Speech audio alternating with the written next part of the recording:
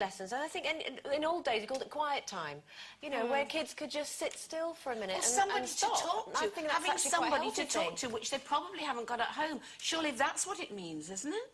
They do in schools, though. I mean, in my daughter's class, for years they've had this thing, and I've talked about it on a show called Circle Time, which they do every Friday. Yeah.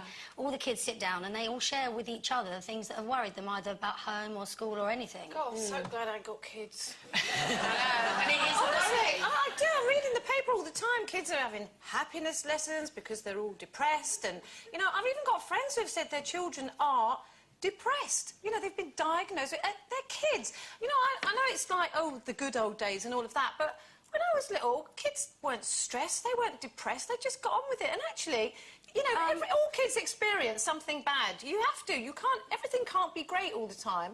Otherwise, you think life is all rosy and perfect all the time. You've got to have bad stuff, and you've got to be able to learn to deal with it.